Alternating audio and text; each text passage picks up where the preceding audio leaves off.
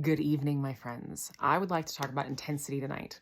One of the kind of potholes or, pitfalls I see a lot of people who are using neuroplasticity to rewire their brains and recover from chronic illness fall into is thinking that the intensity of their symptoms is an indicator of whether or not they're limbic. So there's like a certain threshold where it's like, okay, well, if the symptom it gets to like a 7 or it gets to an 8 or a 9 or a 9.5. Okay, all right, well, I can believe it's limbic. But when it's at that like 10, 11, 11 billion kind of level, it's like, okay, no, something's definitely wrong now. And or it's just too much. I can't rise above this. It's too intense. And so people will be consistent about applying this concept that it's just my brain and all I need to do is redirect my attention, elevate my mood, use my tools when it's in that more moderate or lower range, but then consistently or inconsistently give in to the limbic system when the symptoms are more intense, which essentially means we're still allowing the limbic system to run the show based on intensity. And I want to say that I really understand from personal experience that when things are really that intense, it is very difficult to hold on to that truth. I will not deny that. It is incredibly difficult. It's also the key to your liberation. There are so many breakthroughs, glass ceilings, your whole recovered life waiting for you on the other side of choosing to believe that you can do something you have not yet done. Because a lot of times we'll come up against these things again and again, certain symptoms and certain levels of intensity. And it's like, that's the point where we feel like we're just going to, we consistently fall back. And then we come to this conclusion that we're just not able to rise above that point. And that was me. Like I had the successes at the beginning of my recovery, but then after my re-injury 4 months in, it was like, I felt like I spent about 15 months to 2 years trying to like reach the same shelf. And I just couldn't. It was like, it felt delusional. I had to allow myself to say, in order to succeed, if I understand the science, I'm going to keep reaching, again, wax on, wax off. I'm going to keep making the motion until eventually I'm strong enough to actually get up there.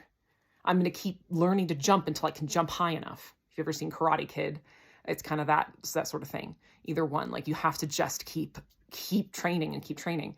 But this is something where, again, like if it works to get us in a trauma loop and to get us into stress chemistry, our brains are going to keep doing it because that's what they believe safety is. So a couple of things. One hack for this that really worked well for me that I want to offer you is I chose to believe that if I could see somewhere inside of me that there was the possibility, if I could acknowledge the possibility that technically speaking, theoretically, I can rise above this because it's just limbic and I can practice on smaller levels and I can make that leap of faith. Another great movie reference, the first Avatar movie, when Jake Sully becomes Taruk Makto. That's classic for this. Like it feels that dramatic sometimes when you're facing the higher intensity levels. But I was like, all right, if I could see that it's like, if it's conceivable, therefore, if I can see that it's conceivable, therefore I can do it. Like I can see the possibility, therefore I can have it. And I decided I was going to believe that from now on. And I would say, the moment my brain would come in with the like, no, it's too hard. It's too scary. What if you fail? What if you're wrong? And then the bottom falls out because this whole time you actually find out that you're wrong, that it's not limbic or that you can't do it. And saying, nope, if I can see it, I can have it. I am doing this. I can do this. I am doing this. It's done. I've made up my mind. And I'm not looking back. I'm not considering, I'm not willing to sit here and entertain the doubt and entertain the fear and entertain this conversation about whether it's possible any longer. And that's one reason I know that I recovered. And it's a key thing. And the last bit I want to bring you in on, if you're still with me, is compassion, because that can feel harsh. And I think a lot of us can internalize that.